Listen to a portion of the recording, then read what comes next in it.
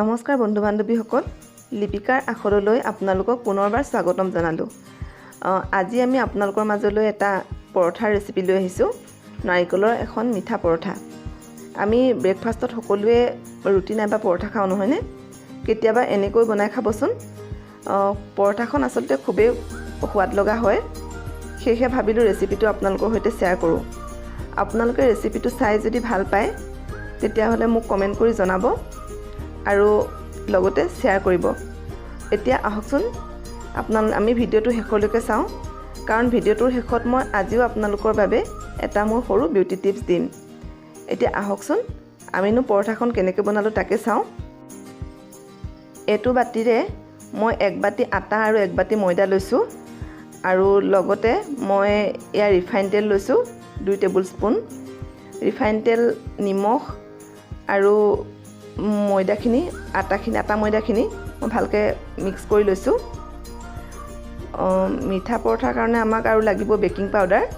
Baking powder মই অনুমান কৰি পেলাই দিছোঁ, কিন্তু ইয়াত ½ টিস্পুনমান বেকিং পাউডাৰ লাগিব। যিমান পৰিমাণৰ আটা আৰু ময়দা লৈছোঁ সিমান পৰিমাণতে আমাক বেকিং পাউডাৰ লাগিব। মই কমকৈ লৈছোঁ, সেইকাৰণে মই বেকিং পাউডাৰ অলপ কম ব্যৱহাৰ কৰিছোঁ। আৰু এইখিনিও আমি এতিয়া ভালকৈ মিক্স কৰি ল'ম।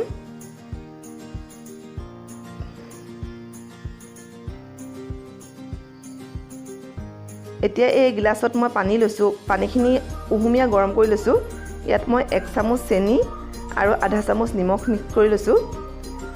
পৰঠাখন তেতিয়া অলপমান মিঠা হ'ব।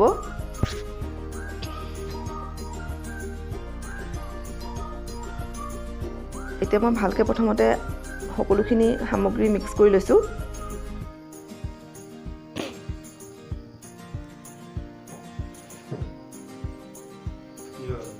এতিয়া অলপ অলপকৈ পানী দি পেলাই আমি পৰঠাৰ কাৰণে এটা ডো প্ৰস্তুত কৰি ল'ম। ডোটো বহুত বেছি টান আৰু বহুত বেছি কোমল নালাগে। যেনেকৈ আমি সাধাৰণতে পৰঠা বা ৰুটি বনাওঁ সিমানটো জোখত হ'লেই হ'ব।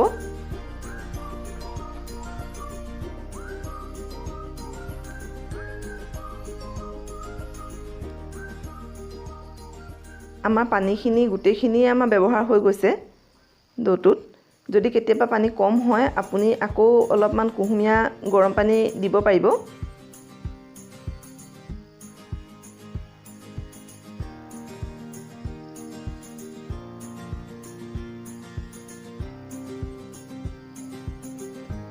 আমাৰ আটাখিনি মাৰি হৈ গ'ল।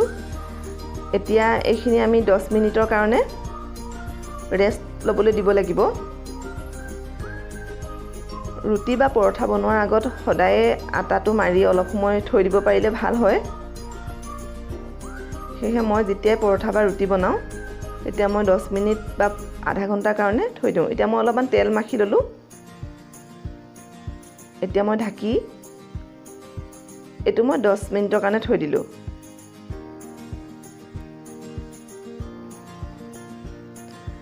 মোৰ 10 মিনিট হৈ গ'ল। এতিয়া মই ডোটো উলিয়াই ভালকৈ আকৌ এবাৰ মই সানি ল'ম। অলপমান মিহি কৰি ল'ম ডোটো। অলপ সময় এনেকৈ মঠি ল'লে ভাল হয়, যিহেতু মই 10 মিনিট ৰাখি দিছিলোঁ। এতিয়া আগতকৈ আৰু অধিক কোমল হৈ গৈছে। ডোটো দেখিলে গম পায়।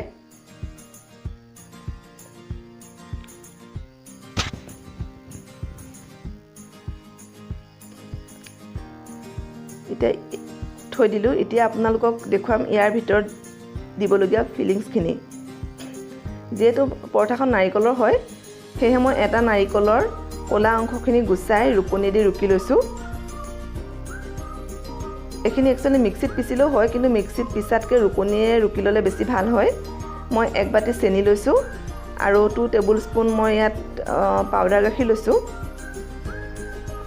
আৰু ভাজিবৰ কাৰণে তেল লৈছোঁ অলপমান, ৰিফাইন অইল। চেনিখিনি মিক্স কৰি ল'লোঁ নাৰিকলখিনিৰ লগত, আৰু লগতে পাউডাৰ গাখীৰখিনিও আমি ইয়াত মিক্স কৰি ল'লোঁ। চেনিখিনি আচলতে আগতে ইয়াত সানি থ'ব নালাগে, তেতিয়া নহ'লে পানী এৰি দিয়ে, চেনিখিনি গলি যায়। সেইকাৰণে আমি যিমান পাৰোঁ বনোৱাৰ আগে আগে এইখিনি মিক্স কৰি ল'ব লাগে।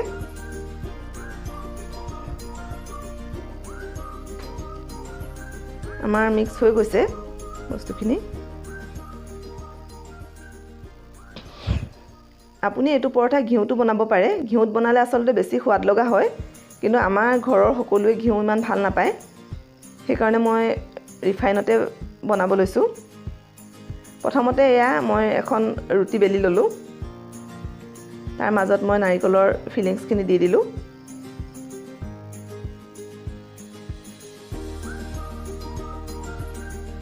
এতিয়া মই চাৰিও ছাইডৰ পৰা লাহেকৈ পকাই পকাই আপোনালোকে প্ৰচেছটো চাই লওক ভালকৈ।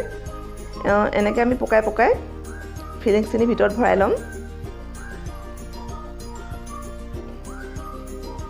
ভৰাই লৈ পেলাই হাতেদি দবাই দিম।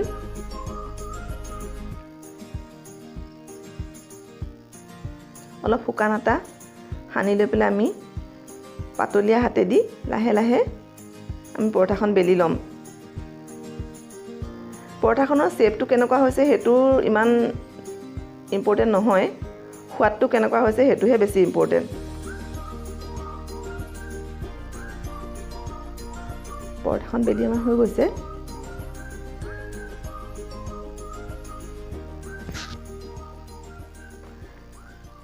আমি টাৱাখন পাতি ল'লোঁ।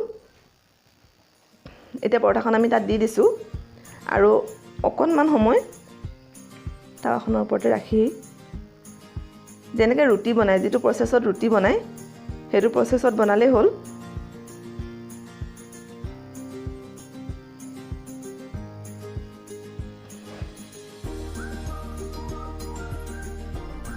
লুটিয়াই দিলোঁ আৰু এতিয়া মই 1 চামুচ তেল লৈ চাৰিওফালে দি দিম। বহুত বেছি তেলৰ দৰকাৰো নাই, সেইকাৰণে এইটো ইমান বেয়া নহয়, হেল্ডি হয় বস্তুটো।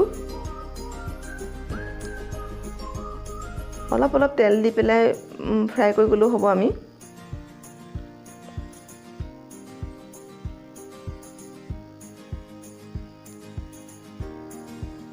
এতিয়া পৰঠাখন আমি ইটো চাইডে সিজিছে নে নাই ভালকৈ চেক কৰিব লাগিব।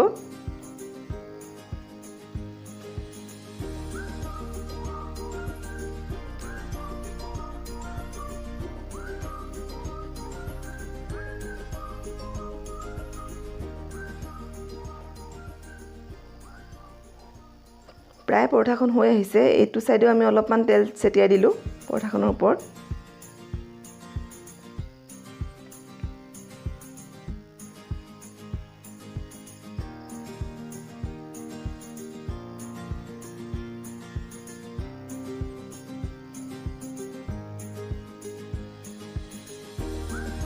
পৰঠাখন ভাজোঁতে লক্ষ্য কৰিব যাতে দুইটা ছাইডে ভালকৈ ফ্ৰাই হৈ যায়।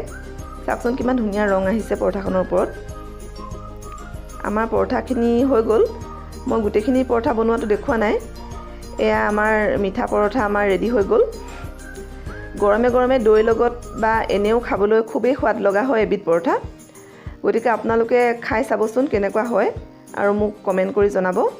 এতিয়া আহক আমাৰ আজি বিউটি টিপছটোলৈ আহোঁ। যিসকল স্কিনত অপেন প'ৰ্ছ থাকে তেওঁলোকে যদি পাৰে স্কিনত আইচ কিউব লগাব। আইচ কিউব অপেন প'ৰ্ছৰ কাৰণে বহুত বেছি ভাল আৰু অইলি স্কিনৰ কাৰণেও বহুত বেছি ভাল। সেয়েহে এতিয়া ঘৰতে যেতিয়া ফ্ৰিজ আছে আইচ কিউব মাজে মাজে স্কিনত লগাবচোন। ধন্যবাদ।